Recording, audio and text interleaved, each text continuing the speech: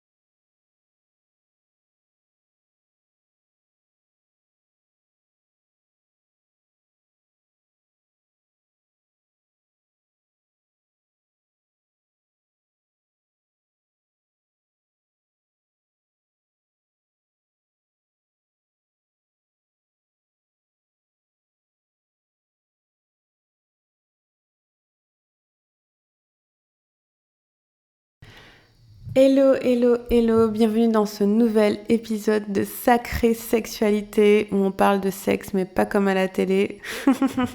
J'adore cette tagline. J'ai aucune idée de si ça va effectivement s'appliquer sur nos épisodes, mais on verra dans le futur. Ah là là, je me fais kiffer toute seule. Donc, je suis Livia Quero, je suis coach en sexualité et je suis écrivaine et je suis très heureuse de vous retrouver dans cet épisode. Aujourd'hui, j'ai envie de vous parler de ce qui est pour moi la fondation d'une belle sexualité et qui, malheureusement, est la chose qui manque le plus sur cette planète, dans le monde. Et je pense que si tout le monde comprenait ce principe, 99% des soucis qu'on a avec la sexualité seraient réglés et on serait tous très très heureux. Pour moi, le sujet le plus important en lien avec la sexualité, c'est le consentement. Alors, on en a beaucoup parlé avec MeToo 2017, quand le hashtag MeToo a explosé, qu'il y a plusieurs victimes d'agressions sexuelles qui ont commencé à parler. Il y a eu beaucoup de conversations sur le consentement, notamment qu'est-ce qu'un consentement ? Est-ce que si je ne dis rien, j'ai donné mon consentement ? On a parlé de zones grises aussi, ces endroits où en fait t'as pas dit oui, mais en même temps t'as pas dit non, donc qu'est-ce qu'on fait ? Et pour moi, c'est assez simple en fait si on revient au principe fondamental, l'un des principes fondamentaux d'une belle sexualité, c'est-à-dire le plaisir. Pour moi, il y a zone grise quand il n'y a pas de plaisir. Parce que s'il y a plaisir, tout le monde est content, tout le monde dit oui, j'ai envie, on y va. Mais si le plaisir n'est pas fondamentalement présent, eh bien on peut avoir un souci de consentement. Et pour moi, sans consentement, il n'y a pas de plaisir. Si j'ai pas profondément envie, est-ce que ça va vraiment me faire plaisir ? Et donc du coup, dans cet épisode, je vais vous donner 3 principes, pour moi, principaux du consentement qui vous permettent de voir qu'est-ce qu'un oui franc et de naviguer ça à la fois pour vous et à la fois pour vos partenaires. Personnellement, j'étais dans des situations un peu de zone grise et je me suis dit, en fait, cette zone, elle n'a pas existé. Parce que s'il y a zone grise, pour moi, il n'y a pas consentement. Et une zone grise, comme je disais, c'est quand c'est pas vraiment un oui franc, mais c'est pas un non non plus. Et je vais vous raconter une fois où mon consentement a failli être dépassé. C'est une fois, je dirais pas qu'elle m'a traumatisée, mais elle m'a vraiment marquée et je la revois souvent quand je parle du consentement. Et en fait, c'était... donc à l'époque, j'habitais à Londres et c'était avant, bien avant que je rencontre mon chéri, donc ça fait plusieurs années. Et à l'époque, je cherchais l'amour. Alors j'étais dans la quête de mon prince charmant, je cherchais l'amour. Et j'avais été en soirée, j'avais porté une robe hyper sexy, trop bien, c'était une soirée Halloween. Et il y avait un gars qui m'avait abordé, plutôt mignon, beau gosse, normal. Mais il m'a demandé mon numéro, j'avais pas super envie, mais déjà, voilà. Mais bon, j'ai donné quand même, je me suis dit on verra ce que ça donne parce que j'avais envie de faire l'effort de rencontrer du monde et de dater parce que je suis quelqu'un d'assez introverti parfois, donc je me suis dit, tu sais quoi, vas-y, fais ta Carrie Bradshaw et vas-y. Et donc avec cet homme, on a eu un rendez-vous qui, voilà, on s'est baladé en fait dans un marché. C'était à Londres. Et on a mangé, et on a bu, et on a discuté. Et déjà, il y avait un premier red flag. Les red flags, c'est les drapeaux rouges. C'est quand c'est mauvais signe, que ça se passe pas très bien. Il y avait un premier red flag, c'était... il m'écoutait pas, en fait. Il était vachement... il parlait beaucoup. Et quand moi, je parlais, je me sentais pas entendue. Il rebondissait pas trop sur ce que je disais. C'était bizarre. Le seul moment où ça l'a intéressé, c'est quand j'ai dit que je travaillais sur la sexualité. Alors là, je vous jure, dans tous les rendez-vous, tu dis à un mec, oui, je travaille sur la sexualité, ça m'intéresse beaucoup, c'est très important pour moi. Ah ouais, c'est vrai. Et limite, ils ont envie de te demander c'est quoi ta position préférée, quoi. Comme si j'ai dû expliquer que c'était pas ça, mais que ça m'intéresse pour la possibilité que c'est pour les gens d'avoir une belle sexualité. Bref. Et donc du coup, ça c'est le seul moment où ça l'a intéressé et je pense que ça a dû le titiller un peu. Et on a mangé, et voilà, bref. Et après, moi je voulais rentrer chez moi. Pour moi, ce date c'était très moyen, mais voilà. Et lui, il m'a dit, j'achète des fruits et je te fais un smoothie chez moi. Et je me suis dit, il m'a même pas demandé en fait. Il m'a même pas dit, est-ce que tu veux venir chez moi? Et j'ai même pas eu l'espace de dire non. Et là, il y a un truc qui s'est enclenché chez moi et que je pense qui est présent chez malheureusement beaucoup de gens, c'est la politesse. Doudoudum, je sais pas si j'ai un audio doudoudum, mais trop poli. Comme monsieur est allé acheter des fruits et monsieur m'a dit « Viens, on va boire un smoothie chez moi », j'étais trop polie pour dire « Non, je ne veux pas aller chez toi », pour faire l'effort de dire non. Parce que parfois, dire non, c'est un effort, ça coûte, ça demande à dépasser quelque chose. Et donc du coup, je lui ai dit « Ok, je vais venir un moment », en me disant au pire, voilà, je vais chez lui, il habite pas très loin, et au pire, je peux rentrer chez moi si ça me convient pas, et puis... On s'est pas dit qu'il allait se passer quoi que ce soit, hein. C'était juste, voilà. Et donc du coup, je suis allée chez lui, et chez lui, il y avait son coloc, et j'ai réalisé là qu'il y avait un souci, parce que quand j'ai vu son coloc, j'ai ressenti un tel soulagement, et donc j'ai réalisé, c'est le premier moment où j'ai réalisé la tension que je gardais dans mon corps. La tension que je gardais dans mon corps par rapport à... tout l'après-midi qu'on avait passé ensemble. Donc quand j'ai vu ce coloc, j'ai été très rassurée en me disant « Ah, mais ça va, je serai pas seule dans la maison avec lui et tout. » Et puis le coloc est parti, et puis bam, je sens mon corps qui se resserre. Je dis « Bon, tranquille. » Deuxième red flag, il fait le smoothie, et il me dit « Je te mets de l'alcool dedans. » J'ai dit « Non, je veux pas d'alcool dans mon smoothie, c'est quoi ça ?» Genre, il me dit « Mais si, ils sont meilleurs que l'alcool. » J'ai dit « Non, je ne veux pas d'alcool dans mon smoothie. » Je dis « Pourquoi le mec il veut mettre de l'alcool dans mon smoothie ? Voilà, c'est bizarre. » Deuxième red flag. Et le troisième, c'est plus un red flag, c'est un dépassement de limite où je suis là dans la cuisine, voilà, je fais ma vie, et il se retourne et il m'embrasse. Et j'ai fait un pas en arrière. Et j'ai fait « Mais qu'est-ce que tu fais ?» Il me fait « Je t'embrasse. Est-ce que je peux t'embrasser ?» Là, il m'a demandé. Et encore une fois, qu'est-ce qui s'est enclenché ? La politesse. J'ai dit « Ok. » Pourquoi ? Parce que là, en fait, c'est pas la politesse. C'est si je rentre dans les termes techniques, c'est une réponse traumatique. Ça s'appelle l'apaisement. En fait, en anglais, on appelle ça fawn. vous avez 4 réponses traumatiques dans une situation de danger. Vous avez la fuite, vous avez le fait de se battre, vous avez le freeze, la tétanie et vous avez l'apaisement. Ces 4 réactions sont là pour vous protéger. Et donc du coup, moi, pour apaiser, j'ai dit oui. Pourquoi ? Parce que je me suis dit, le gars, il est 2 fois plus gros que moi. Si je lui dis non, alors mon cerveau, il a fait ça direct, il n'a pas analysé. Votre corps, il réagit directement. Mais si je l'embrasse, déjà, il ne sera pas en colère. Parce qu'il est 2 fois plus gros que moi, je ne le connais pas, je ne sais pas comment il va réagir si je lui dis non, s'il est vexé. Voilà, donc je vais apaiser et je vais dire ok en me disant ça va s'arrêter là. 2, si je l'embrasse maintenant, ça fait que je peux arrêter et c'est bon, tu vois, je peux finir et rentrer chez moi. Et c'était essentiellement les 2 choses. Donc par apaisement, je l'ai embrassé, c'était pas du tout agréable. Mais voilà, après, là je lui ai dit, il m'a donné le smoothie. Mon objectif c'était de boire le smoothie et de rentrer chez moi. Et je lui ai dit, je vais rentrer chez moi à telle heure. Et ça, c'était l'une des meilleures choses que j'ai faites. C'était de poser au moins cette limite-là, de dire, je vais rentrer chez moi à telle heure parce que ça me donnait l'espace de m'en aller en fait. La vibe était chelou, mais bon, je suis restée et à un moment, on a recommencé à s'embrasser sur le canapé. Et là, en fait, il s'est passé autre chose dans mon cerveau.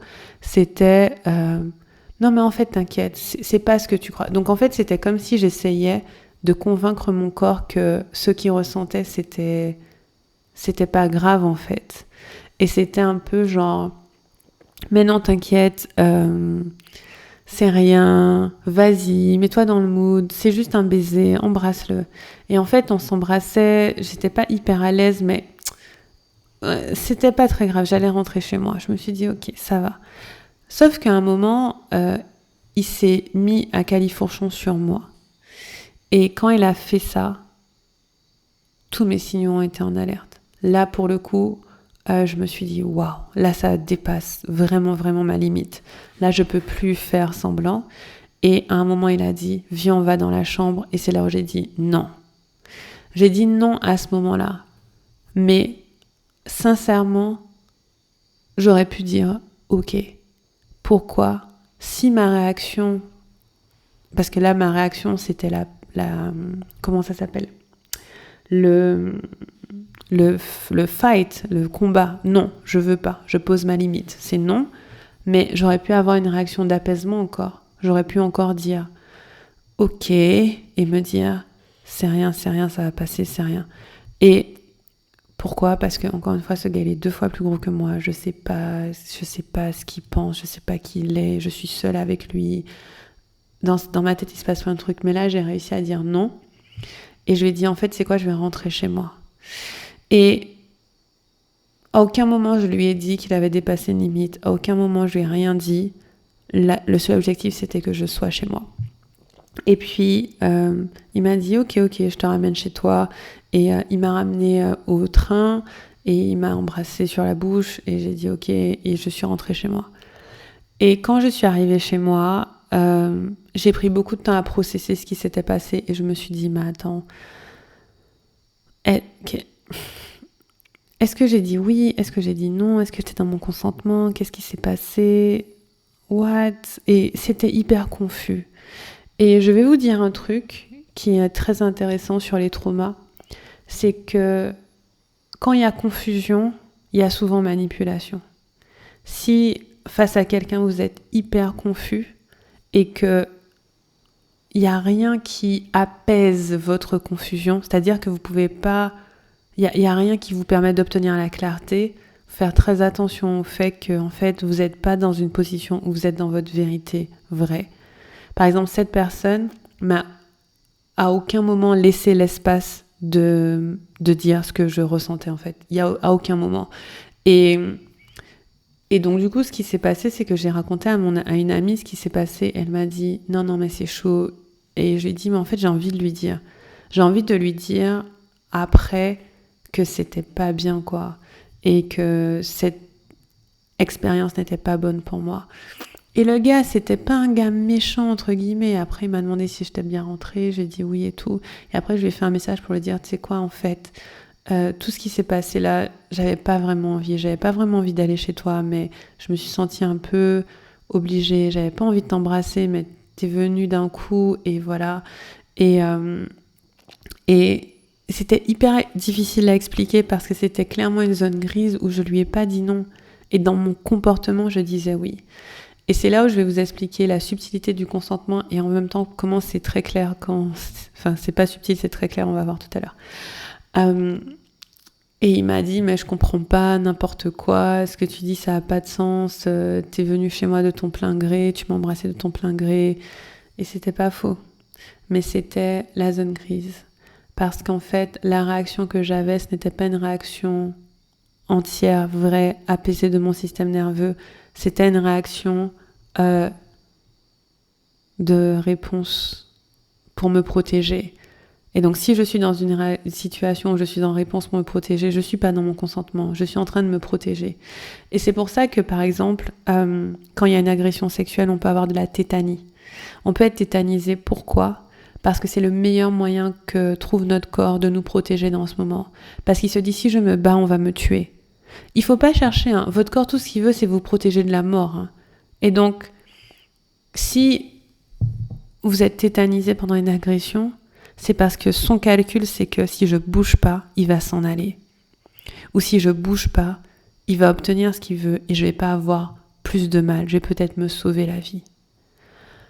L'apaisement aussi. Pourquoi ? C'est une forme de tétanie aussi, c'est dire, au moins, si je dis rien, si je fais pas de vagues, alors peut-être que ça va aller. Et du coup, voilà, et en fait, le fait de lui avoir écrit, ça m'a permis de faire ce qu'on appelle compléter mon cycle du stress. Après, ça a été... Mais c'est quand même un truc qui m'a marqué, mais ça m'a pas fait de réaction dans le futur, parce que je lui ai dit, et je suis contente de lui avoir dit. Et c'est très intéressant parce qu'à l'époque, je me rappelle avoir écrit un article sur le sujet, sur cette expérience, et j'avais plusieurs personnes qui m'avaient dit « Non, mais c'est ta faute, pourquoi t'avais qu'à dire non ?» Et cette phrase « t'avais qu'à dire non », elle m'a déclenché en fait. Je pense qu'elle m'a déclenché plus que ce qui s'est passé. Parce que ça arrive tellement souvent que dans le cadre d'un dépassement de limite, quand il n'y a pas consentement, on blâme la victime et qu'on dise qu'elle avait qu'à dire non. Mais ce qu'on ne comprend pas, c'est que parfois, physiquement, elle ne peut pas dire non. Parce que ce serait plus dangereux pour elle de dire non que de dire oui. Le consentement est important pour ne jamais être dans une situation où en fait tu n'as pas l'espace de dire non. Il faudrait tout le temps, toujours donner à quelqu'un l'espace de dire non, à tout instant. C'est comme ça qu'on est dans une relation consensuelle. Donc voilà, donc là, ce que j'ai partagé, c'est potentiellement un petit peu lourd pour vous. Donc ce que je vous invite à faire, c'est de faire une petite pause et on va juste se concentrer sur sa respiration pendant 3 respirations. Donc en inspirant par le nez, expirez par la bouche, inspirez par le nez, expirez par la bouche, inspirez par le nez et expirez par la bouche. Et je vous invite à regarder autour de vous et vous orienter un peu dans la pièce. Donc regardez à gauche, regardez à droite, regardez en face. Rappelez-vous que vous êtes en sécurité et qu'à tout moment, vous pouvez faire pause sur ce podcast si c'est trop pour vous.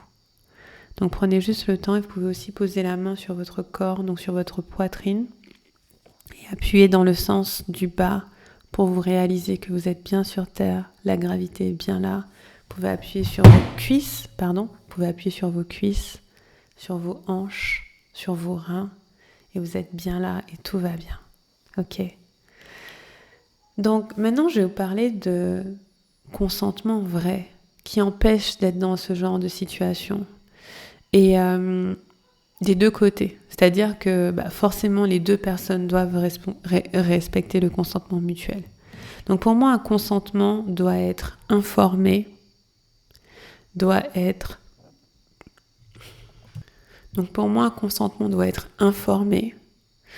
être enthousiaste et doit être incarné dans le corps.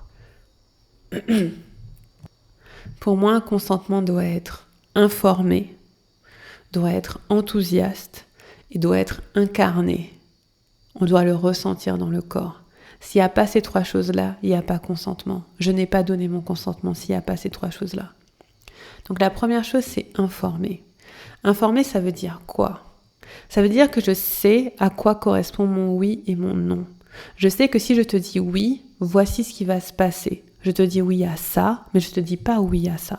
Donc tu me dis à l'avance ce qui va se passer.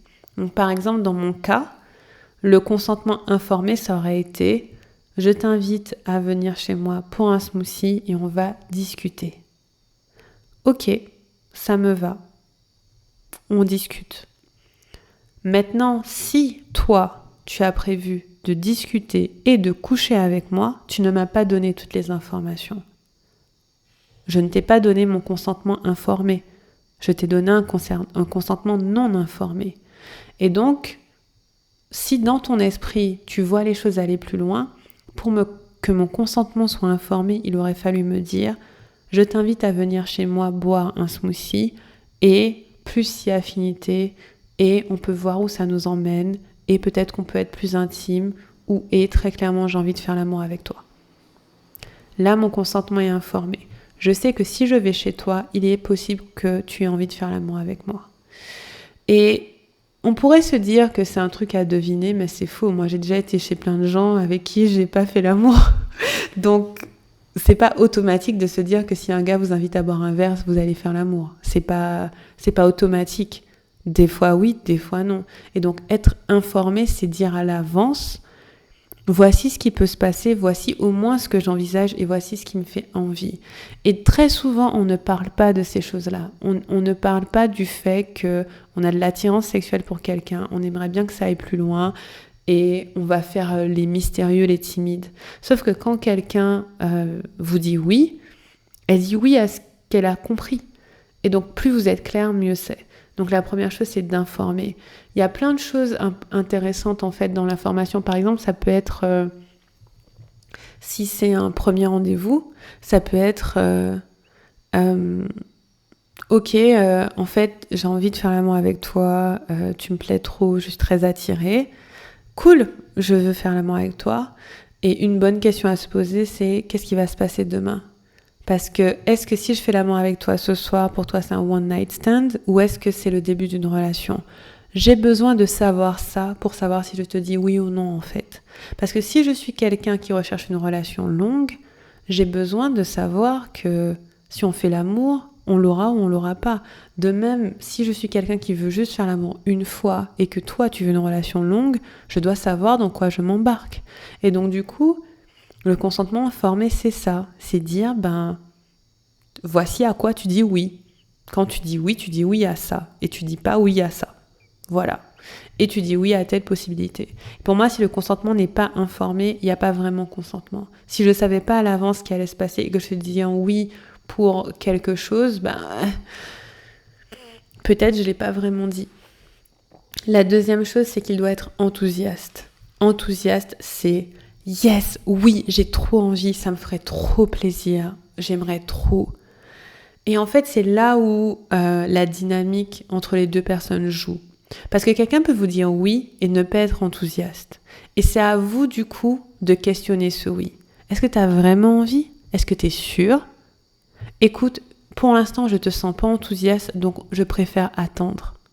C'est là où on laisse l'espace à quelqu'un de dire non. Parce que c'est dur de dire non, les gars. Les gens, les humains. C'est dur. Et donc quand toi en tant que personne qui reçoit le consentement de quelqu'un, si une personne te dit oui et que ce oui n'est pas enthousiaste, et tu peux faire pause et dire, écoute, c'est ok si tu veux pas, il n'y a pas de problème, c'est tranquille, peut-être on peut prendre notre temps, peut-être ça peut être une autre fois, il n'y a aucun souci. Parce que s'il n'est pas enthousiaste, ça veut dire que la personne a dit oui, mais pour des raisons qui ne sont pas des raisons de son plaisir, de son envie, qui sont peut-être des raisons de son mental, qui encore une fois va dire, tu sais quoi, je vais dire oui parce que comme ça, je vais apaiser la situation, et ou bien comme ça, la personne elle va bien m'aimer, comme ça la personne elle sera contente, comme ça je lui ferai plaisir, etc. Mais si moi mon oui n'est pas enthousiaste, ça veut dire que j'ai pas envie. Et si j'ai pas envie, je fais pas. Après, si vous demandez à la personne est-ce que tu as vraiment envie et qu'elle dit en fait je le fais, ça me fait plaisir de te faire plaisir. Là j'ai pas genre la pêche de ouf, mais en fait j'ai envie de te faire plaisir, c'est vrai. Honnêtement c'est vrai. Et donc là on peut voir peut-être que effectivement il y a un certain enthousiasme qui n'est pas celui que j'imaginais mais qui est différent. Et c'est là où le troisième point est très important. C'est d'avoir un consentement qui est incarné, qui est ressenti dans le corps. Parce que, encore une fois, on peut donner son consentement avec la tête. Oui, j'ai fait mes calculs par A plus B, genre, ok, faisons. Sauf que, parfois, si je donne mon consentement avec ma tête, mais que mon corps ne suit pas, mon corps va ressentir, en fait, le fait qu'il ne voulait pas vraiment. Et donc, du coup, donner un consentement incarné, c'est vraiment sentir dans le corps, est-ce que j'ai envie, est-ce que je veux, est-ce que ça me fait plaisir. Et si dans mon corps ça dit yes, oui je veux, oui j'ai toutes les infos, oui ça me fait plaisir, alors j'y vais. Et quand le consentement est incarné dans le corps, il est plus enthousiaste. Et en fait, on va sentir des niveaux d'enthousiasme, c'est-à-dire que ça peut être un enthousiasme plutôt tranquille, relax, ouais, tranquille, pas de souci, mais dans mon corps, je sens que c'est un oui, ou ça peut être un yes, yes, yes, yes, yes à fond, et dans mon corps, j'ai énormément d'envie et d'excitation. Parce que je le vois dans mes relations sexuelles,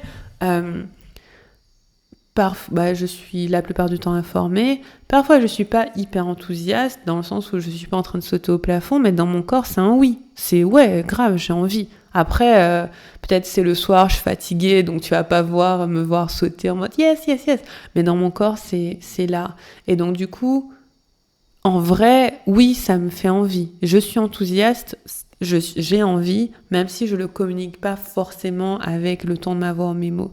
Et c'est pour ça que c'est très important d'avoir des conversations sur le consentement et de laisser plein d'espace pour le non. C'est pas si subtil que ça. Hein. Je veux dire, au final, est-ce que la personne, elle a vraiment envie ? Et si vous sentez la vibe qu'elle a pas envie, vous arrêtez. C'est non. Voilà, simple. Pas compliqué. Hein. Et donc, dans mon cas, de mon exemple, à aucun moment, cette personne n'a vérifié que j'avais vraiment envie, sauf quand elle m'a embrassée sans me prévenir et qu'après elle m'a demandé, mais c'était trop tard, ma limite était déjà dépassée et j'étais déjà dans ma réaction. Si elle m'avait laissé l'espace de pas venir chez elle, ça aurait été différent. Si elle m'avait dit « ça te dit de venir chez moi, je peux te faire un smoothie », j'aurais dit non. Mais comme elle me l'a pas demandé et que j'étais en mode « je vais pas confronter en disant « non, je veux pas venir chez toi », ça m'aurait coûté beaucoup. Voilà. Ce que je peux dire aussi sur le consentement, c'est que en fait, c'est pas mal d'apprendre à recevoir le non et le oui des gens, parce que c'est comme ça qu'on apprend aussi à dire oui ou non. Donc soyez très attentifs au oui et au non des gens. Quand une amie vous dit non pour quelque chose, même un truc simple, ça te dit de boire un café, non, j'ai pas trop envie, regardez comment ça fait dans votre corps. Et si vous sentez un peu de « oh, mais comment, de quel doigt, pourquoi elle veut pas boire un café avec moi, etc. » Ça veut dire que vous accueillez pas très bien son non. Et parfois, c'est dur d'accueillir le non parce qu'on se sent un peu rejeté. On se dit « oh, mais pourquoi elle m'aime plus et tout ?» Et tranquille. La plupart du temps, ça veut rien dire sur vous, ça veut que dire des choses sur elle. Donc, vous pouvez vous entraîner à recevoir le oui et le non des autres. Et ça permet aussi que notre oui et notre non soient plus incarné et affirmé. Et le truc aussi, c'est que votre oui n'a de pouvoir que à la hauteur de votre non. Si vous êtes incapable de dire non, votre oui n'a aucune valeur. Désolée de le dire comme ça, mais si vous savez pas dire non, vous savez pas dire oui non plus. C'est-à-dire que votre oui, on sait pas en fait si c'est un vrai oui ou pas, puisque vous dites jamais non. Et donc, plus vous savez dire non à ce qui ne vous fait pas plaisir, ou ne vous convient pas, ou ne vous appelle pas, plus quand vous direz oui, ce sera un vrai oui. Genre, j'ai vraiment, vraiment envie. Ça me fait grave plaisir. Et quand on fait ça, on construit un socle de sexualité fondé sur le plaisir avant tout. Pas fondé sur je veux que cette personne m'apprécie et m'aime, pas fondé sur je veux être poli, pas fondé sur une réaction d'urgence, mais fondé sur qu'est-ce que je veux vraiment dans mon corps. Donc du coup, je récapitule 3 critères du consentement: informé, enthousiaste et incarné. Informé, je sais à quoi je dis oui, je sais à quoi je dis non. Enthousiaste, j'ai envie, yes, vas-y, on y va, ça me fait grave plaisir. Et incarné, je le ressens dans mon corps. Dans le doute, vérifiez dans votre corps. Ok ? Dans le doute, vérifiez dans votre corps. Qu'est-ce que mon corps me dit ? Est-ce que mon corps a envie d'y aller ? Parce que souvent, votre corps, laisse tomber, il sait très bien, il se saisit, il se crispe, il a des tensions, il est inquiet, il est anxieux. Et c'est notre cerveau qui va essayer de le couillonner en lui faisant croire que maintenant, t'inquiète, ça va. Mais votre corps, c'est votre meilleur outil. Et à partir du moment où il vous dit stop, c'est stop. Et voilà ce que je peux vous dire sur ça. On pourrait en parler pendant très longtemps, mais je pense que j'en reparlerai. Mais ce sont pour moi les 3 choses fondamentales. Et vous verrez qu'une sexualité basée sur le consentement, c'est une sexualité tellement plus fun. Parfois, on a un peu peur. On se dit, mais imagine, j'ai jamais envie, ou imagine, ce qu'on me propose, c'est jamais ça. En fait, plus vous arriverez à dire non, plus vous saurez dire oui. Et l'autre phase d'apprendre à poser ses limites et dire non, c'est d'apprendre aussi à dire oui à ce qui nous fait envie et ce qui nous fait plaisir. J'en parlerai, je pense, dans un autre épisode. Mais à la fois, vous allez apprendre à ne pas laisser rentrer ou ne pas laisser faire ce qui ne vous fait pas envie. Mais à la fois, vous allez apprendre à laisser rentrer ce qui vous fait envie. Et ça, c'est très, très important. Voilà les amis, merci du fond du cœur d'avoir écouté cet épisode. J'espère qu'il vous a informé, qu'il vous a éclairé. N'hésitez pas à prendre une petite capture d'écran de l'épisode et de le partager dans vos stories en me taguant @liviaquero, LYVIA-CAIRO. Et vous pouvez m'écrire aussi sur Instagram pour me dire ce que vous avez pensé de l'épisode. Et si vous voulez aller plus loin, je vous invite à rejoindre ma newsletter où chaque semaine j'écris 2-3 très beaux articles, où je donne encore plus de conseils sur la sexualité, où je vous partage des choses encore plus intimes qui sont de mes réflexions sexuelles et spirituelles. Donc c'est liviaquero.com/message. Je vous embrasse et je vous dis à très bientôt pour un prochain épisode. Salut!